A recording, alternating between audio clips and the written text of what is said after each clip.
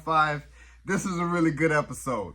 Kind of starts off where we picked up with Firecracker, kind of still going in on Starlight on Annie, and she's kind of like, I'm definitely about to expose everything that you are. And the whole plot of this was to get the last ditch effort for this serum that can kill Soups. So they get a lead where Butcher is like, well, we need to talk to Stan Edgar because the last person who has it is Veronica. And so they went to the prison where Stan was, kind of get him out, and then they go over to this farmhouse where the doctor in Gen V has been experimenting on animals on how to, basically kill Soups. So you got all these types of animals, these chickens. That's what we saw in the trailer. The chickens, the flying sheep, the bull. I was like, it was definitely a sight to behold. And I was kind of like, man, this is so dope. And on the flip side, you have Homelander really talking to Ryan like, okay, you was once me, I was once like that. So there's no rules. So Ryan is probably is basically going into his impulses. I could do whatever I want, and hence I'm blanking out on the dude's name, the director, whatever, made his PA slap him a whole bunch of times until where he was, really started crying. So I was like, so now it's basically you're making Ryan into that maniac superhero, so to speak. And which is crazy. On social media finding out that Ryan is actually a twin. Like is two twin sets of the same person. So I was like, that's really dope. I wish they could have played that in here.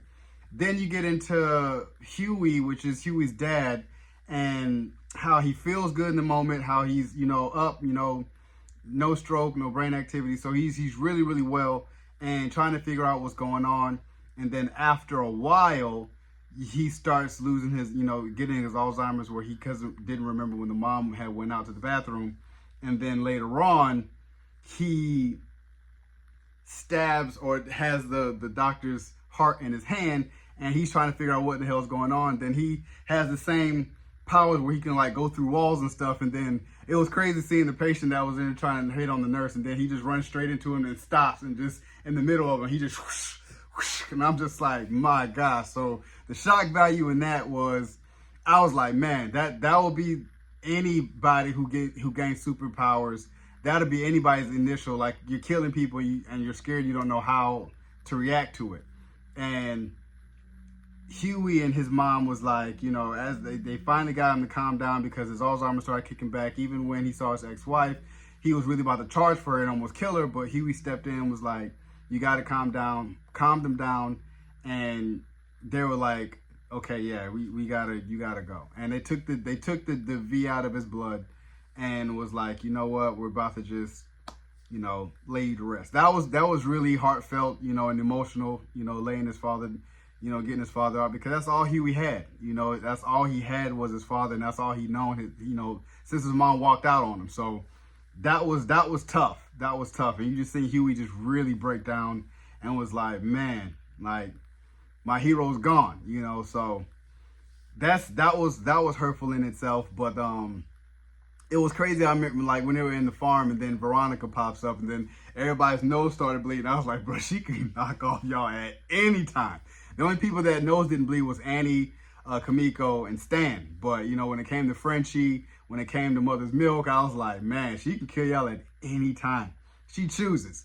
And I see Butcher playing underhanded games where Butcher is like, he cut off Samir's leg to make them feel like he's dead, but he's like, no, we have our own agenda where you're going to make some more of that virus, like, so we can make sure we have it. And that was a good plan and plot. And then Veronica also, is it Veronica or is it Vanessa? I think I'm saying her name wrong. I think it's Veronica, but she pops off the guard who takes Stan back to prison, and then she's like kind of having that look like, you're my dad, so we're about to break you out. And I was like, this thing's going to get interesting when it comes to next week. I'm like, I'm really, really excited where we're going with. And then we got to see the Gen V characters kind of finally in here. Like, I'll do anything for you, Homelander. And I was just like, so they're kind of trying to root out A-Train as being the rat. And then he finally tells, I think, Nicole. And Nicole's like, man, I got to tell Homelander, like, you made me an accomplice. We're both going to die.